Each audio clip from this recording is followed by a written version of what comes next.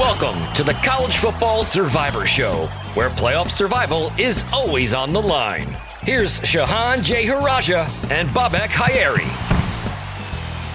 Welcome back, everybody. This is the College Football Survivor Show, where we go deep into the season's contenders for the college football playoff. I'm Bobak Hayeri, and I'm joined, as always, by Shehan Jeyarajah, national college football writer for CBS Sports. You can find us on X at CFB Survivor Show, where you can participate in polls, send us feedback. We always enjoy anything you send our way. If you get a chance, take a moment to like, rate, and subscribe wherever you get your podcasts. But here we are. We had the penultimate CFB committee rankings. Not a whole lot changed that we were expecting. Georgia's still number one. Michigan moved up to number two. Washington moved up. Florida State rounds us out at number 4. And then with the one-loss teams, Oregon maintains as the top one-loss team, followed by Ohio State, which has moved down to number 6, Texas, and Alabama. Those are our main 8 contenders at this point. Also, I'll note, as far as the G5 competitors for the New Year's 6 bowl spot, Tulane moved up. They are now number 22. They moved up 1 spot, as well as Liberty. They moved up. The undefeated Flames are now number 24 in the current ranking. So we'll keep an eye on them. Maybe an outside chance, SMU, if they beat Tulane and Liberty loses. We'll worry about that as it goes down the line. But Shehan, how are you? What are your thoughts on this penultimate ranking? Yeah, it's been a long week for me. Back on Monday, I actually did sort of the Texas circuit. I went down to Waco. I went down to College Station. I went back up. And I know that we have some people here who are from the north and say they don't get it. That's 7 hours of driving. That is like, Texas is nuts. Just to be able to get between these schools is nuts. So good to be back. Good to be a little bit more well-rested than earlier this week. You know, from a rankings perspective, I'm glad, of course, that Washington remains at number 3. I think that they should have been, ahead of Florida State this whole time. They did move up there last week. Michigan at 2, Georgia at 1, obviously what we expected. I was curious to see where Ohio State would end up after losing that game against Michigan. I think that 6 makes a lot of sense. I think, if they had been 7, that probably would have been justified to me, just being behind Texas. I think that Texas, you look right now, they obviously have a top 25 win over Kansas State. They have a win over Alabama on the road. I think they're being a little undervalued, if I'm being quite honest. And it's going to be a tough situation for them based on where they are, just because instead of playing number 12 Oklahoma and a chance to avenge their only loss, they're going to be playing number 18 Oklahoma State in the conference championship game. So it really would be something if in the final year of the legacy Big 12 with Texas and Oklahoma, if the Big 12 played itself out of the college football playoff spots because Oklahoma State in double overtime recovered a fumble against BYU. That would really be something.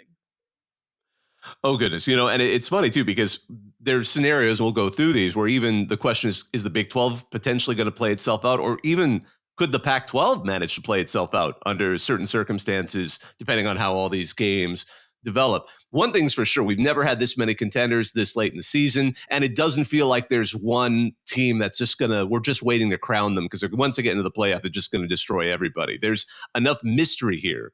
I mean, Alabama's number 8. There's never been a number 8 team that's made it in the CFP before in the final playoff run. But this season, it doesn't seem there's many scenarios where Alabama could make it in. All they really have to do is just beat Georgia. And it seems plausible that they would be one of the teams in those final 4. So much to talk about here, especially who benefits from whose losses. I think we're going to be getting a lot of conversation, too, about rooting interests going into this weekend. With championship weekend, each game, and all 4 of these, actually all 5, of the great P5 championship games have a lot of relevancy in who's going to make this playoff.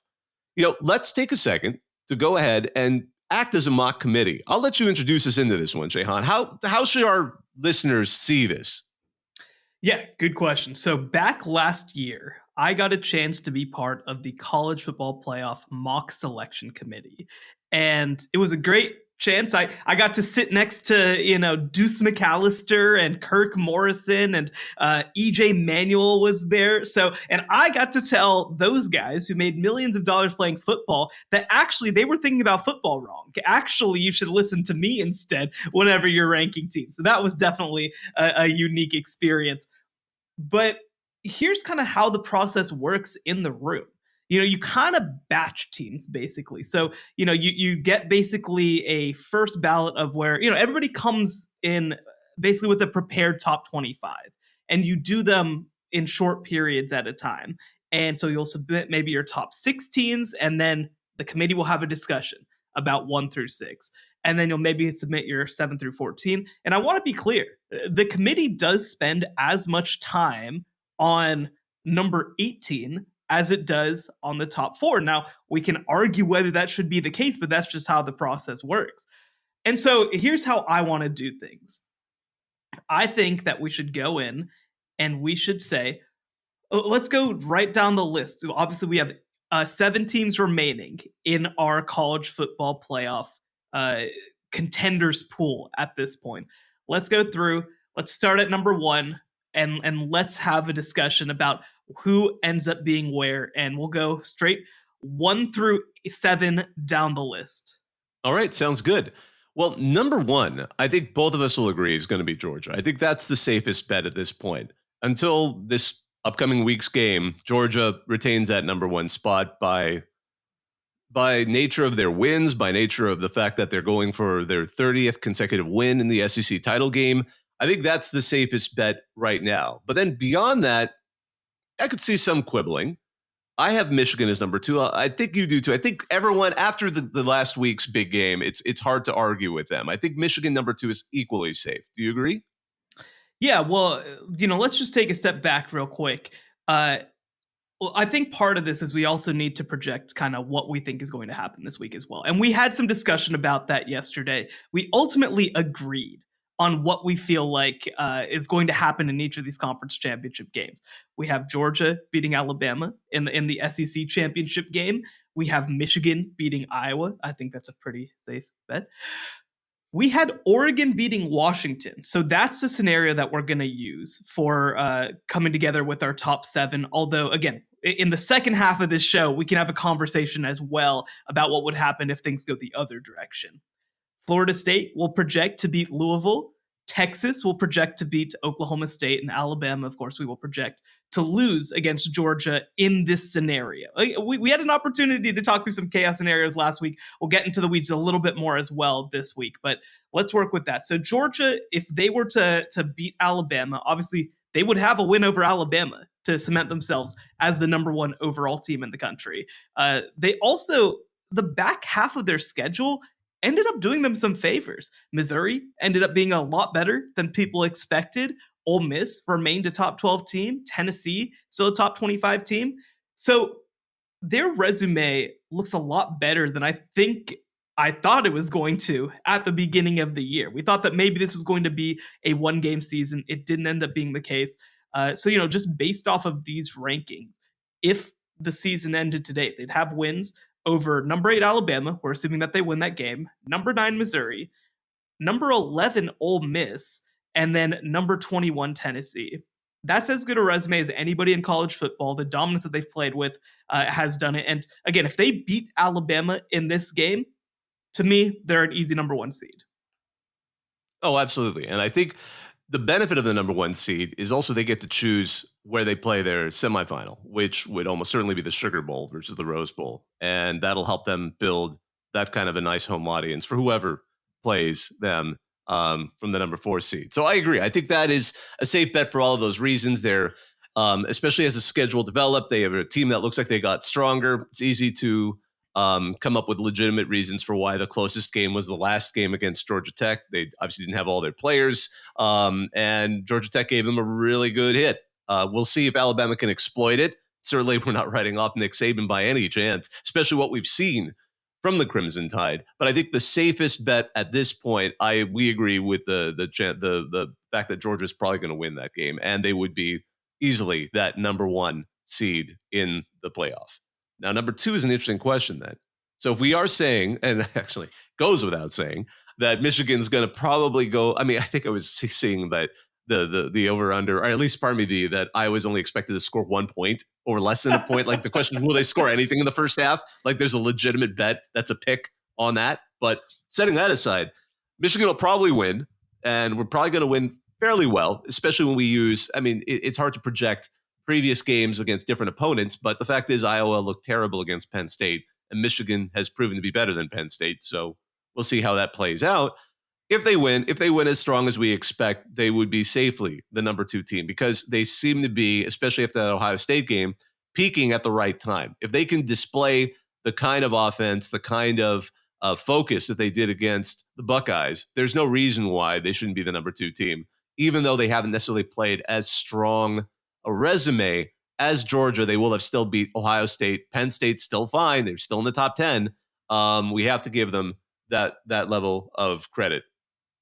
No, I think that you're absolutely right. In this scenario as well, Florida State would be the only other undefeated team in our potential top 4.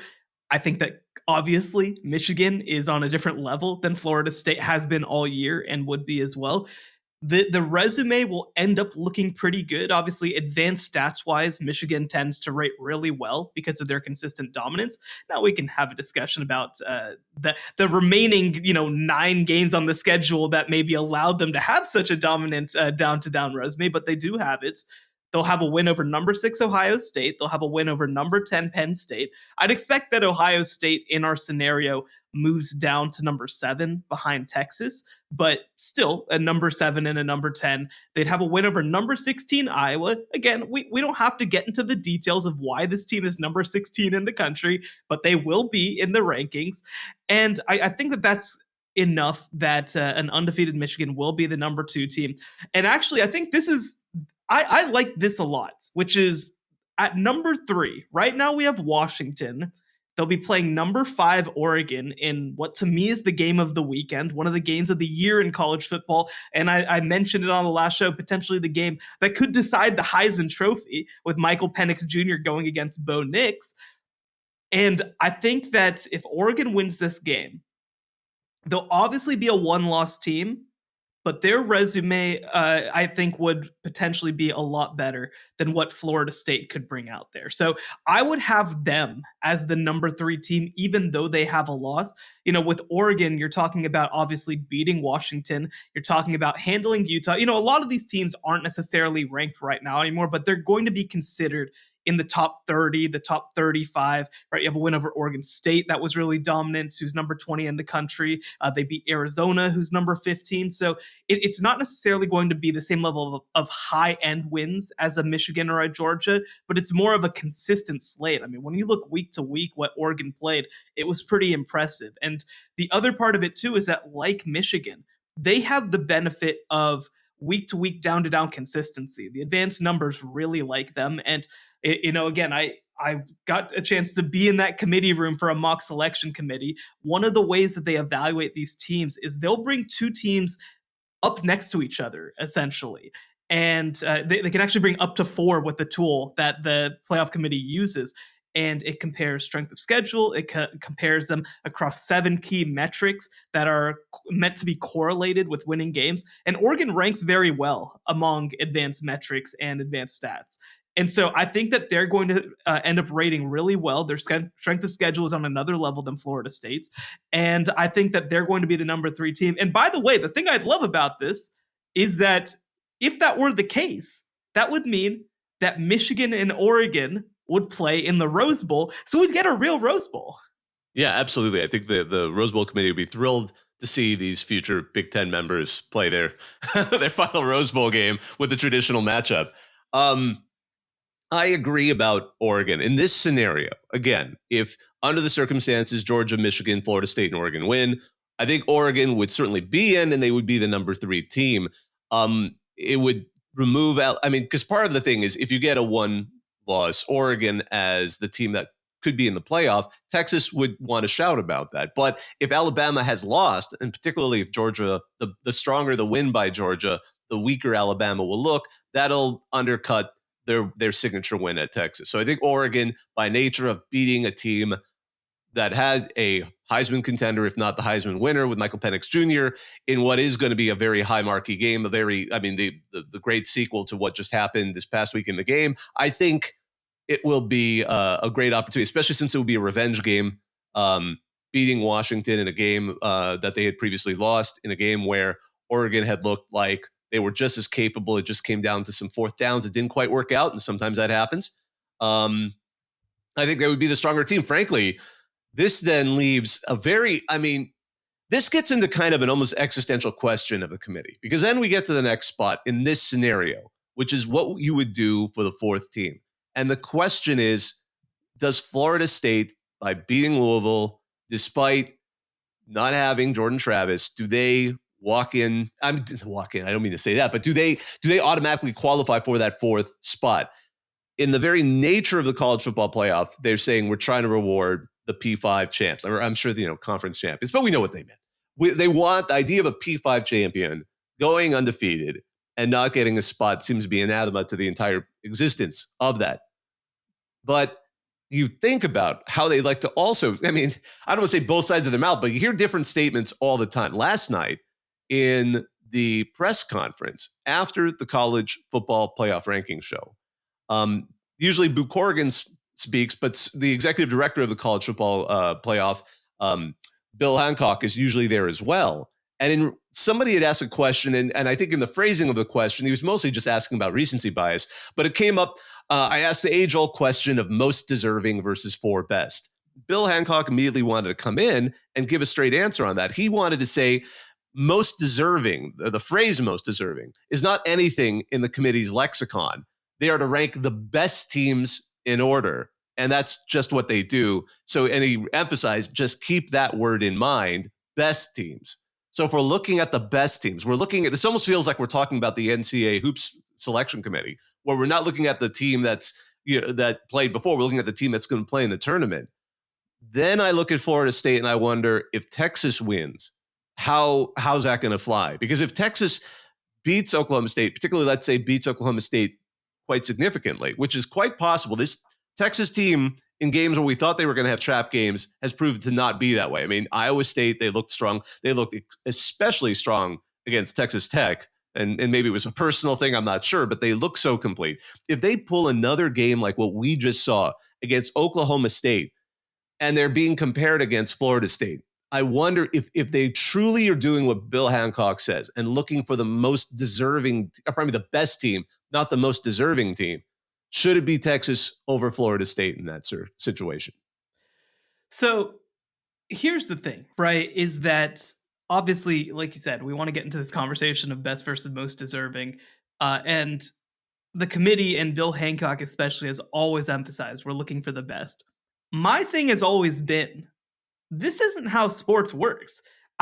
We don't go into the NFL playoffs and say, well, let's make sure that only the best teams are in. We have to, because that's not how it works. You have to play your way in. That's the point. That's how you determine that you're the best. We've had 9 and 7 teams win the Super Bowl, and nobody was like, oh, should they have gotten an opportunity to be in? It's obviously very unique to college football, and college football is a unique sport. I'm not saying it should necessarily be different. But, obviously when we talk about the idea of best, it's about what you've done. It's about what you've accomplished on the field. And again, it should be, because imagine a scenario. Imagine last year, right? That we go into this and we're like, well, TCU is a 12-1 team, but like Alabama's probably good, right? And Alabama went and crushed Kansas State. Well, imagine if they just put Alabama into the playoff because they thought that they were better. Like, I don't want the committee going through things trying to be like, well, I just feel like they're better. I don't think it matters what they did on the field. I don't think the game should have mattered, because then we could just head into the year and just put in the top 4 in Bill Connolly's rankings and just call it a day. We don't have to play any games. So to me, I understand the thought of like, well, best versus most deserving, but I actually agree with them in a lot of ways, that the way that you prove that you're the best is by playing football games. And Florida State would be a 13-0 team, an undefeated conference champion. They've got a 3-touchdown win over LSU. They've held all but one opponent to 25 or fewer points. I do think that obviously it's unfortunate that one of their best players is out for the season, but I don't think it should eliminate everything that's happened on the field. So I actually agree with him on that part. To me, if Florida State is a 13-0 conference champion in the Power 5, there should be no question about it. They should absolutely be in the field. So I get what you're saying about the NFL, for example, but the NFL has a sensible playoff system. If you win your division, if you can get your way through, you can win your way all the way. And so that's why I'm looking forward to next year. Exactly. So that's why I think this is the moment where we're seeing why the 4-team system is broken, because they should do best teams. And I'm not, when you only have 4 spots and you're starting with 133 programs, which are eventually going to balloon to 135 in a couple of seasons, you have to realize that the traditional playoff method for 4 spots just doesn't work. I support the idea of, in the circumstances we're still dealing with this season, to go for best teams rather than most deserving, because I don't think the playoffs are served if you send a most deserving team that is absolutely not favored against any of the other 3 teams. And you could make that counter argument. TCU last year similarly was probably not favored, and we saw them pull the upset, what was, I think, popularly considered an upset against Michigan before the reality of Georgia. I was the only major national college football analyst to pick TCU to win that game. Let's just keep that in mind. I'm sorry. Oh, which one? The Michigan game or the Georgia game? The Michigan game. The Michigan game. Okay, but I have to say, I still have to say, I mean, while that seems neat, we've seen other examples in the playoffs where a team that probably shouldn't have got absolutely obliterated. And year after year, there's that question of, are we rewarding a team based on the totality of their work and like a season-wide lifetime achievement award, rather than the performance that they're going to give or the performance they just gave. And while I do caution against recency bias, overall, if I'm comparing Florida State in its current iteration against any of these other 7 teams, I just don't think they're more deserving. The best team, let alone the most deserving, because I think at this point, I kind of conflate the two a little bit. But in terms of the performance we're seeing from Florida State now, because again, we could say, the defense was also good against Florida, but Florida had their backup quarterback. It was not a smooth game for either team. And Florida, by nature of, I think, playing a weak opponent that currently only has, is not going to go to a bowl, I don't feel that team is necessarily the best team right now. And if we're going with what Bill Hancock said, and if we're supporting the college football playoff, if I'm acting as a committee member that's taking what he said for face value, I wouldn't put Florida State there. But I also acknowledge that I think the committee will get backed into a corner. And by nature of what they've also said about valuing conference championships, probably let them in. And I think if they do, if in the circumstances we are in a situation where it's Florida State and Oregon and Texas, I think Texas fans are going to have the most reason to be upset that they get bypassed for a Florida State team that's undefeated, but not the same Florida State team we were seeing a couple of weeks ago.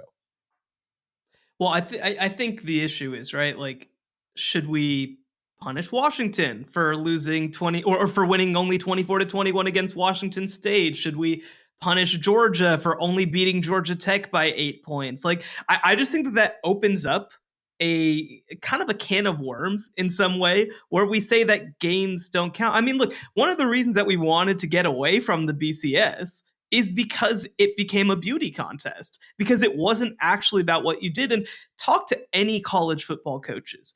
They understand the value of winning pretty, but the focus is to win the game. That's what it's about. And the fact that teams have been able to emerge, and certainly we can take into context how they did it, but the number that matters more is the number in the win and loss column. And so for me, I get it. I get this has not been a great year for the ACC. I get that this has not been an exciting year for Florida State in terms of their competition. They'll have an opportunity to beat another top 15 team. They're already number 4 in our rankings, by the way. And also, they're going to be playing a better team than Texas will be playing as they try to move up ahead. And so I just don't see any pathway. Now, I will also bring attention to another quote from Boo Corrigan, the NC State's athletic director who is the chair of the CFP. By the way, Boo Corrigan was the guy whenever I was doing the CFP mock selection committee. He's a really great guy. He kind of acknowledged, like, I am not the most perfect public speaker. That's not necessarily my greatest strength. And one thing to also remember as well, think about the conversation that me and Bobak are having right now. Right? Bobak believes that Texas is a better team than Florida State, and so they should have a really good case to be in. I believe that Florida State will be a 13-0 undefeated conference champion, and so that means that they should be in. Well, Boo Corrigan's job will be to take what we both said and somehow make it coherent whenever he goes and speaks to the masses. And that's obviously not really a thing that makes any sense, because that's not how it works. But Boo Corrigan said, and this is a question that I asked, I said, can you take us through the discussion between Oregon, Ohio State, Texas, and Alabama, and how you guys figured out that order? He said, the good news is everyone is weighing into everything, where their opinions are, what their point is on each one of those teams. At 11-1, all with good wins, all have obviously lost a game. And looking at it as we came through evaluation of that, after weighing many points and making sure that we took our time going through it, we ended up where we did at 5, 6, 7, and 8. He didn't say anything. He didn't say love that answer thing. Because there was like so much runway, and then the plane never is still on the tarmac. It was, again, he's in an unenviable position, because I know that there are probably people in that room that disagree over how to handle it, but we've talked about it on previous shows. The fact that Texas at 7 and Alabama at 8 have been so concrete and set in stone is a little interesting to me. Again, if we were to end up in this scenario where Texas, obviously as a 12-1 conference champion, has a road win over Alabama and gets left out of the playoff, well, I'll tell you what, I think it's only going to make people more excited for the 12-team playoff that's coming next year. I love how there's so many scenarios here.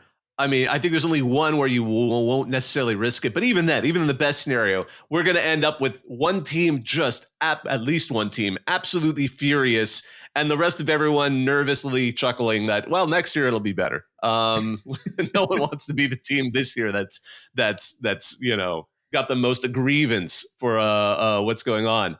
Oh, goodness. So with that said, I think that we have 3 spots set. We've got Georgia at 1, we've got Michigan at 2, and we've got Oregon in our scenario at 3. But after the break, let's talk about the chaos scenarios leading into this upcoming weekend, where obviously, potentially, a conference championship game goes the wrong direction. And we'll do that next on the College Football Survivor Show. The College Football Survivor Show, where playoff survival is always on the line. And we're back. So, again, the top 3 in this scenario, pretty straightforward. The 4th spot is where it gets interesting. I do want to dial in for a second on Texas, because Texas, right now, number 7, I mean, I'm trying to remember the last time that an 11-1 team with that kind of non-conference victory, where they go on the road and beat Alabama by 10 points, has been this far down in the rankings. One, I think it's quite a compliment to how good the top of college football has been, that we have this many teams, not even counting Louisville, who obviously lost, not even counting Penn State, who finished with 2 losses. But, and also, by the way, Oklahoma, who has kind of screwed Texas a little bit by playing their way out of the college football playoff discussion. But this is a team right now that has a win, like we mentioned, on the road by double figures over number 8 Alabama. It's a team that has a win over Kansas State, though that game did go to double overtime. It has some really dominant wins, a 26-point win over a Kansas team that was rolling at that point. You mentioned the 57-7 against Texas Tech. They went on the road by 10 points against a really solid Iowa State team as well. They're not going to end up in the rankings, but people should understand how well they're playing right now, that this is a good team. But at the end of the day, they are not just outside right now, they are pretty far outside as well. And the more I think about it, the more it feels a little bit absurd, only because, and I can actually use the same argument I was just using against Texas, because the team, if we're looking at the best team right now, if I look back at that week 2 game with Alabama, that Alabama team was not the same Alabama team we're seeing now. They are arguably one, and especially, if they were to defeat Georgia, they would look like one of the best 4 teams right now. But Texas at this point, I mean, if Georgia defeats Alabama, loses a bit of the luster on that key win. But then I also look at their only loss. It was Oklahoma. It was by a couple points in a very close game, a game that people thought was one of the games of the year when it was finished. It was a game in a neutral site, which, and that truly is in the old Cotton Bowl. You could say arguably, and that's where you get an interesting push versus the shove with Oregon, because Oregon also lost a very close game at Washington, and that is an extremely hostile environment. So you could see that push and pull there. But overall, especially when we're looking at the total value for Texas, I just see wins and I see consistency because they went through a stretch. I'm also going to acknowledge after the Red River rivalry, we saw that series of Houston, BYU, Kansas State, TCU, where it seemed like they were almost allowing the other team back in. Obviously, the Houston game, there was an injury. You kind of have to put that asterisk by it.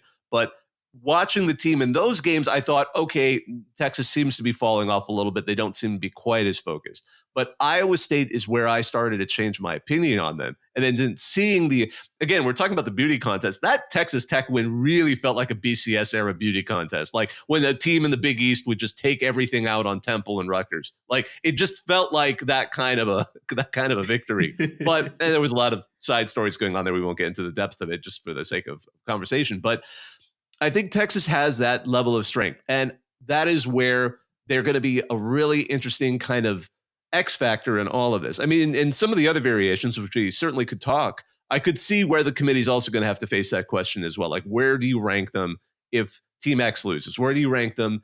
I mean, I'm trying to imagine like which teams Texas is most. If I'm a Texas fan, what teams do I want to see win? I want to be a big Louisville fan. Absolutely. I want to be a big Alabama would also arguably be another team that if I'm a Texas fan, I'm rooting hard for Alabama in the SEC title game, because then suddenly you have the team who crushed Alabama, as the other. I mean, what do you think about that? So this is, I think, where it gets really interesting, is that Alabama beating Georgia scenario. Because we mentioned Georgia's resume, even without Alabama, is pretty good. I don't think this Georgia team is as good as 2022 or 2021 Georgia, but they're playing really well. I'd imagine that in the advanced stat categories that are being considered, they'd rate really highly. They're still ranked number 1 over Michigan right now. And if they were to lose, they would only be a 12-1 team. It's not like they'd be a 2-loss team. So yes, I think that Texas having the tiebreak per se over Alabama would be great. But if Alabama were to beat Georgia and there was a 12-1 Alabama SEC champion, a 12-1 SEC runner-up in Georgia, and then obviously we're assuming a 13-0 team in Michigan, I don't know. Would that be better? Would that be worse? And because I think that in that scenario, and we can maybe run through the scenarios in that, I think Michigan's the number 1 seed in that situation because they'd be the 13-0 Big Ten champion. If Washington were to win, I think they'd be the number 2 seed. If Oregon wins, it's a little more complicated, I think, but they'd still, I think, get in. Florida State then, as a 13-0 conference champion, you feel like probably has to be in that scenario. But then you've got Georgia, you've got Alabama, you've got Texas. I don't know how that would work out because, one of the things that they also emphasize as well is that when you're talking about the conference championship, when you're talking about head-to-head, it's a tiebreaker when they view you as a comparable team, right? Oklahoma has a head-to-head win over Texas. There's no consideration of that fact when you're comparing them as an 11-1 versus 10-2 team. They don't view them as being of the same tier, so it's not relevant. And even before, by the way, when Oklahoma was a 1-loss team, they were still ranked behind Texas because the committee kind of said, we feel like Texas is on another level than Oklahoma. Now, I do think that 12-1 conference champion Texas would be considered on the same level as Alabama. But I think the more interesting question is, do they view 12-1 Georgia as being on the same level of both of those two teams. I think we're in an interesting situation if Georgia loses, because in any other year, I think Georgia with just one loss in the SEC title game would be, we've seen it before, you can lose the SEC title game and still end up in the college football playoff and win it all. Hell, Georgia did it themselves. But this is the year with so many contenders, with 8 bona fide teams. We're going to end up with 4 teams that are going to probably have cleaner resumes. And that's where we get into an interesting situation. I think Georgia losing the SEC title game under most circumstances with how these teams shake out would be the worst possible time to break their streak. I mean, it would be they'd be going for their 30th victory. If they managed to fall short with the other teams winning, I think you're right. It doesn't matter who wins a Pac-12 title game in that sense. I mean, Washington or Oregon would probably be in. Michigan, we're assuming they'd be in. But when we're looking at the remaining teams, if Texas wins out, I could see for 2 different reasons. I'm trying to imagine how the committee would kind of say that. They're probably going to mention the conference champion aspect, but I think they're going to feel very, very, very weird about leaving out one of the other conferences to let into SEC teams. Normally, they've not had a problem with that. And if anything, they've made that easy enough for themselves. But I think with this particular situation, Georgia would have lost at the worst possible time for getting into the college football playoff, because this year is, and again, a wonderful transition to the 12 year. But for this year, I think in those circumstances, they have no way in. So let's work out this scenario, right? So we got Michigan undefeated 1 seed. We got Washington, I think that's the cleanest, undefeated 2 seed. Florida State is a 13-0, right? So we're looking for 2 spots. We've got 13-0 Florida State as an ACC conference champion. We've got 12-1 Texas. We've got 12-1 Alabama. We've got 12-1 Georgia. First, what do you think the committee would do? And 2, what would you do? I think at this rate, if the committee is going to go in the direction I'm saying, they will go with Michigan as the winner of the Big Ten. Washington is, I agree, number 2 as a winner of the Pac-12. I think they would still let in Florida State. Although I think Alabama would be the 3 seed and Florida State would still probably be the 4 seed. They would kind of go in both directions. They would say, we're looking at the best team, but at the same time, we think Alabama is still probably. It would be their weird concession that, yeah, we do agree this Florida State team isn't looking as strong as they had before. Presuming the Louisville game isn't some incredible blowout where we're like, where did this new Knowles team come from? But I think that's how we're going to see it. And I think that Georgia just won't be able to fit in those circumstances. I mean, I would say Texas would have a better argument there if the committee were to try and decide. I'd actually be very curious to then see who the first team left out is. Would it be Georgia or would it be Texas in that scenario? Which would be funny because both teams would be angry, but one team would be angrier. Well, I feel like if that were to happen and Texas were to be left out, I feel like you have to have them as the 6th seed. Because if you've got Alabama at 3 or 4 and Texas at 5, how can you in good faith make the argument that the team that beat them head to head on the road by 10 points was that close to them, but you went the other direction? Like I feel like you have to make the case at that point that actually we just don't think that Texas is of that caliber, that we don't think that it's in their class. But I don't know how you can necessarily make that argument. I think they tend to sometimes, to some extent, lock into the ranking of the team at the moment they were beat. So the fact that Georgia's number 1 is going to, I think, play more into why they would put them ahead of Texas in that sense. With Texas, even when they played Alabama, Alabama was number 3. And although the idea of Alabama unseating Georgia would certainly push them ahead, I could see, at least in figuring out 5 and 6, how they would rank them would have a little bit of recency bias, even though they like to deny that they have it. I could certainly say them saying, well, this Georgia team looked as strong as they ever have been, and now they finally were defeated, so therefore we think we're going to put them as the number 5. But ultimately, it's not going to make anybody happy one way or the other, because it's like, if you ain't number 4 or above, you ain't it. Yeah, it's a tough situation. And I mean, like, I think that if Alabama beats Georgia, the committee has to be praying that Florida State loses to Louisville so that they can let both of those teams in. Because it's just, and I think that another question to ask of this is, the committee has time and time again given Oregon a lot of credit likely because they rate pretty well in advanced metrics, likely because in things like game control, they really rate highly. So I think the question becomes: does Oregon beating Washington and being a 12-1 team, does that change the calculus? Or in your mind, because I think it is in my mind, is Oregon still potentially the number 2 team in that scenario? That's a great question. Do you rank them as number two? I mean, Michigan again, number one. Um, I could see the benefit of Alabama being Georgia, pushing them up to the number two seed above an Oregon team that just defeated Washington, only because I think the committee, I mean, they've demonstrated by their current ranking that they value Georgia as a stronger team at this point. And being the number two and number three seems to be, I mean, that does let you determine where the game is going to be played for the semifinal, from what I understand. I think the number two team also gets to pick well, really they don't. They just get whatever the first team, didn't matter. So actually it's a moot Yeah, point. yeah, So that's a good question. Is being right. number two and three a moot point? Because those two teams are going to have Yeah. to play each other anyway, and they're going to play in the bowl that the first team didn't want.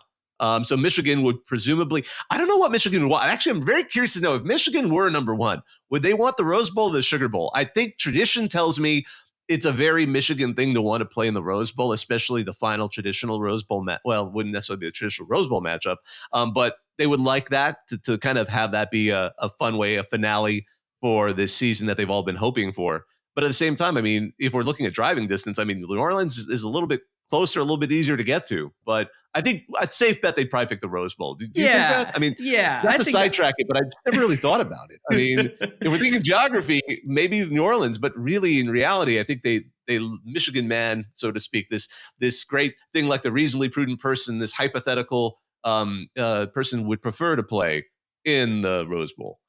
Yeah, I think it would be the Rose Bowl. I mean, the reality is, right, if you are Michigan and you're going to the playoff and you're picking from one of these, really any of the six, if you really want to get technical about it, I mean, it's all about flights, right? Like nobody's driving to these games anyway. They're flying out of Chicago, where all of the Big Ten grads live. And I think that, from their perspective, one, Chicago to LA is a super easy flight. Obviously, New Orleans isn't hard by any means, but it's a super easy flight. Two, you mentioned the history of the Rose Bowl. And three, like, I don't know, man. It's the Rose Bowl. Like it is the Rose Bowl. I think that it would probably go that direction. It's actually kind of funny too because you mentioned Georgia, Alabama. I mean, Alabama can't get the number 1 seed really under any circumstance, but they would want the Sugar Bowl for sure. They would want the Sugar Bowl. Uh, After that, like, because we're talking Oregon, Washington. I mean, Texas would want the Sugar Bowl as well. In fact, one of the things would probably be for Michigan is less necessarily that they'd care that much about Rose Bowl versus Sugar Bowl, and more that they'd care about the fact that a number 4 seed would potentially be Florida State or Texas or Alabama, and those teams would travel much better to the Sugar Bowl than they would to the Rose Bowl. So maybe that factors in. I don't know. There's a lot of moving parts. Is the point? I think that it obviously would. I think that Michigan though would choose the Rose Bowl in that scenario. And so again, we're talking Michigan at number 1.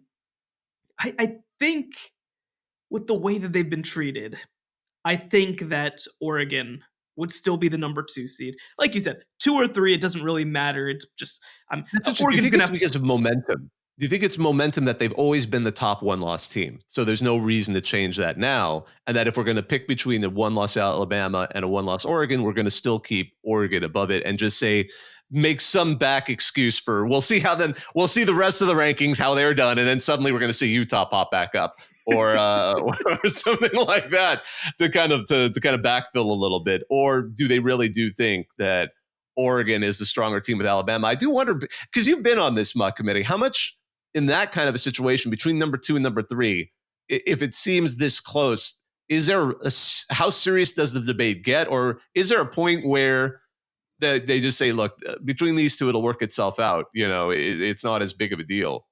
Yeah, I mean, I think that the discussion between 2 and 3 was a pretty small portion of the discussion. Just for context, right?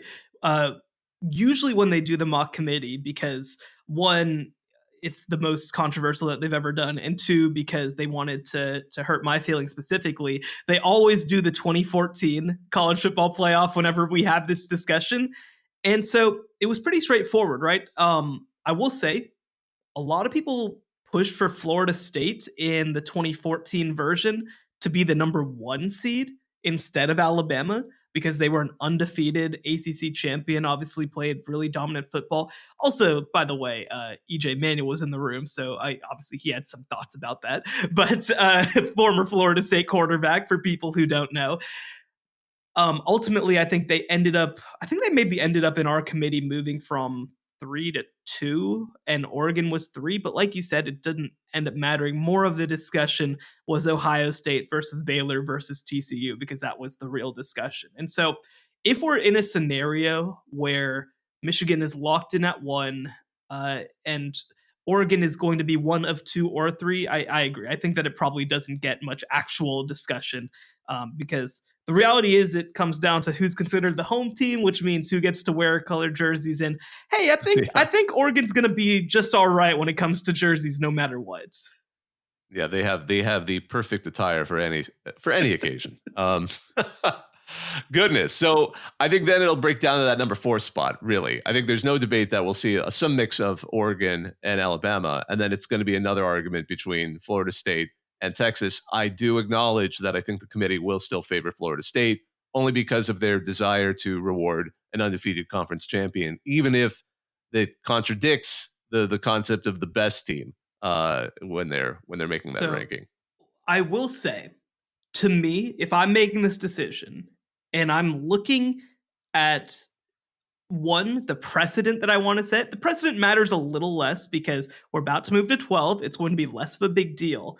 But if I want to set precedent, if I want to talk about what the committee has valued and should be valuing, if I want to acknowledge what's written in the bylaws of how they decide this, I think that the 2 things you have to look at through this scenario are conference championships. We have too many good conference champions under consideration, and head-to-head. And so for me, the team that has that advantage would be Texas. And to me, it should be, this is a should, this is not a will, but this is a should. It should be Michigan at 1, it should be Oregon at 2, Florida State at 3, and Texas at 4. But I think we can acknowledge that the SEC is never getting left out of this gosh darn tournament. Well, that's when we see a second civil war just immediately erupt. I don't even know where would they target? CFP headquarters? Yeah, probably. Where's it's in your neck of the woods, isn't it? It's out in the Grapevine. Yeah, or I think it might be in Irving technically. So same difference. Oh my goodness. We'd see a siege, and then, they would have to try and break the siege of course, Texas would be in this weird circumstance. They're but we are kind of a soon-to-be SEC program. I could totally see that. Would that be it? Would the way the SEC fans kind of go is well, Texas is about to be an SEC team, so good enough. We'll just claim that one. We'll claim a half. A 0.5 sack. We'll take that. I can't wait for. Listen, we got to see it with the Big Ten. I cannot wait to see SEC legend Vince Young, SEC legend Adrian Peterson, and SEC National Championship 2023 Texas. Goodness gracious. I love when these things happen. Oh my goodness. So let's see, what's another scenario we could twist here that is believable? I'm not saying we're not going to go out there and just say Iowa will beat Michigan, or that one just possible. That we'll deal with that bridge when it gets here. But what's another variant that's kind of got your attention? So I think that the funniest scenario that we have to acknowledge is the Ohio State chaos scenario. And that's this. Georgia wins. They're locked in at number 1. And Michigan wins. They're number 2. Texas loses. Florida State loses. And potentially then, Oregon, Washington, whatever gets in.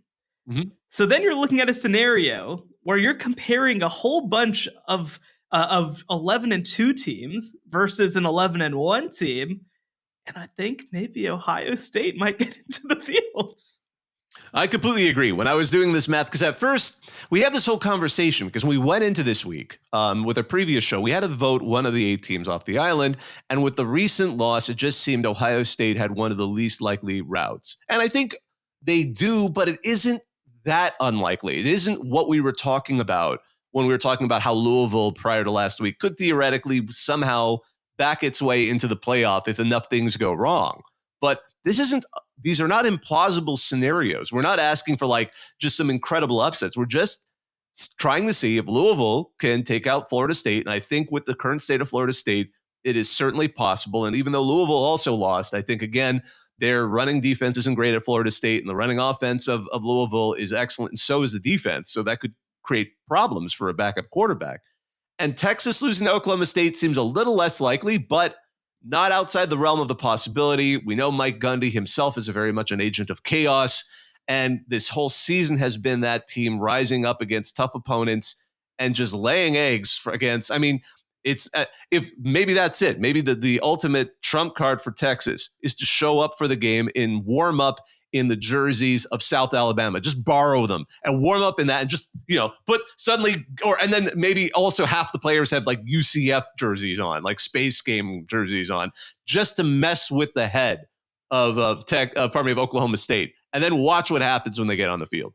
But setting aside that kind of a mind game, I think this is interesting because we have 2 teams that have been stepping up. Texas has stepped up when it needs to, certainly against Alabama. And although they lost, they certainly put a heck of an effort against Oklahoma and obviously defeated, some other ranked teams in the process that we've discussed.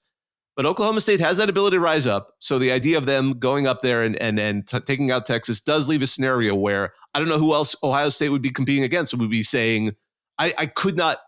That's one where I say Ohio State's in, because there is no way the committee. We've been talking about, like, will the committee ever deny an undefeated conference champion if Florida State wins out? I think there's some of an argument there. I think there is still a zone where Florida State could be not let in, but I think there is 0.000 chance that a 1-loss Ohio State team would be left behind for any 2-loss program. And in that scenario, I think they're in no matter what.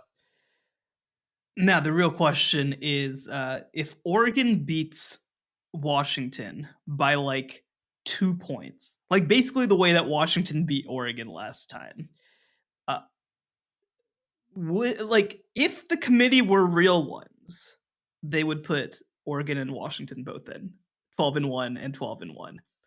Now, we know the committee will not be real ones. We know that Mike Pence does not have the courage to put Washington into the field. But 12-1 Washington, after running through 19 straight wins, I think should be more of a consideration. But they won't be. And I do think that this scenario is unlikely. And by the way, Ohio State fans should they should send Mark Stoops a gift basket. They should send him I guess they tried to in the form of making him the next Texas A&M coach, and he didn't really receive the offer. But if Louisville was an 11-1 team playing against 12-0 Florida State, I think that game's potentially a play-in. Short of some of these scenarios that we're talking about. I think that Louisville absolutely at 12-1 conference champion gets in over Ohio State in that situation, but they're a 10-2 team, and I don't think that a 10-2 team is going to get in over them. I don't, but now that you evoke that situation, I can't even imagine the chaos that would have erupted. That would have been a rage scenario that would have been unprecedented. I can't even imagine the vitriol that we would have started hearing from Ohio State fans if we had ended up with a scenario where a 1-loss Louisville team ended up ahead against them. Oh my goodness. I'm already looking forward to imagining what the online discussions during the games for Texas and for Florida State are going to be like, coming from Buckeye accounts. I can only imagine what it's going to be like during those conference championship games, because any hope they have for getting in the playoff is going to ride on those 2 losses. And but again, they're plausible. This isn't screaming against the wind. This isn't like, come on, Iowa. This is like, these are believable scenarios that I could think would be credible. Goodness gracious. Let's close with this. So the Big 12 does have a trump card potentially. And I'm curious, do you think that this could get Texas into the field? Do you think that it matters that The Undertaker and Nelly are going to be in the building whenever Texas plays for the Big 12 championship on Saturday? Oh my goodness. I did not realize Nelly, two is not a winner and three no one remembers. Like we're talking that Nelly, right? Yeah. Like a 2002's finest. If the Undertaker's in there though, that said, I have a warm spot for the Undertaker. I watched his debut at the Survivor Series when no one knew what we were going to see. When he came out there with not Paul Bearer, pardon me, Brother Love. I'm old enough. Okay, I remember this. This was like exciting. The friend would get the pay-per-view and we would all go to his house and we'd eat pizza and act obnoxious because it's classic WWF, not EF. I'm from that era, baby. But that the idea of the Undertaker being there and winning one for the Undertaker, maybe I could see that'll be the X factor. A Texas fan, by the way, a Texas fan. He is, and he's going to get them to rise up, not from the grave. It's not like they've been buried, but he's going to get them to transcend, walk up like old school Undertaker, like getting up, not showing anything, not selling anything that the opponent throws at him. This immovable force that will Texas all the way into the playoff, no matter what happens. Yeah, I could see that. Let's see some Undertaker magic. Let's get that. I like it. And I don't know who. I mean, of course, Michigan. Michigan now has, I guess, the Nature Boy Ric Flair. He's their guy. Now I'm trying to think who the the classic superstar would be for each one. I mean, Georgia has Goldberg, because Goldberg's a big. Please do not ask me. Fan. I did not grow up in wrestling. I have no idea. Goldberg's after I started paying attention, but I know Goldberg's been a real big advocate for the Dogs. I believe he even played for them at one point.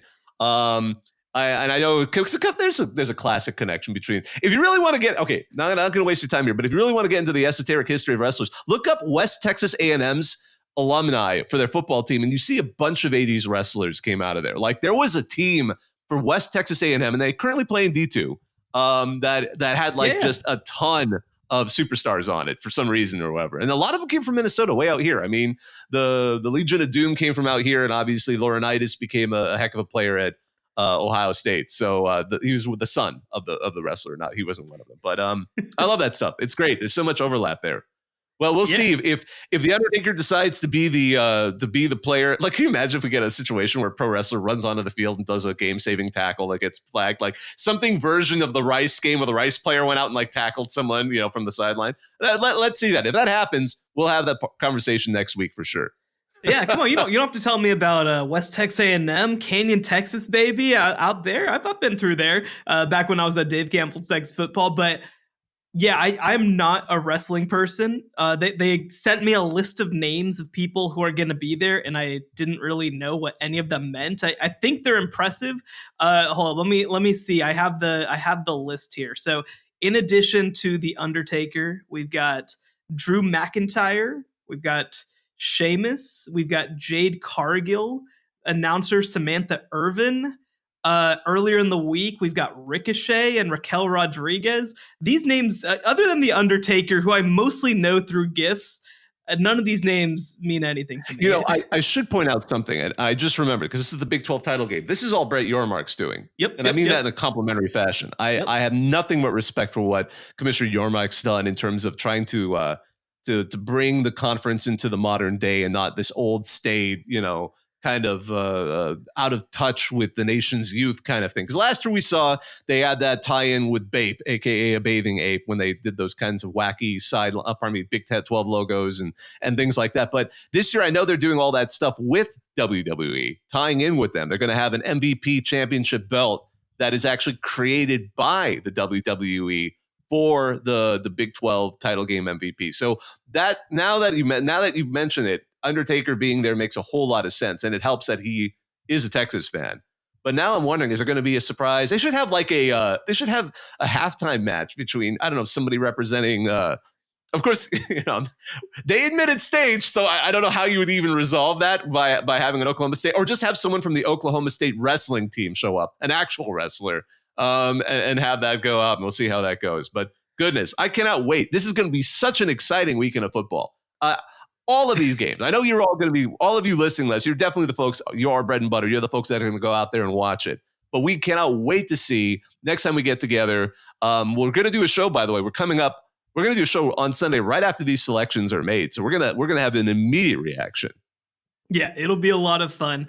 This is the time of year, man. The other thing too, by the way, obviously we are part of the advanced local media family of networks. We've got a lot of teams with some really, really good advanced beat writers. We got AL.com. We got my boy Matt Stahl over there. We've got, of course, Leah Van covering Texas. We've got Aaron McMahon, who we had on to talk about Michigan.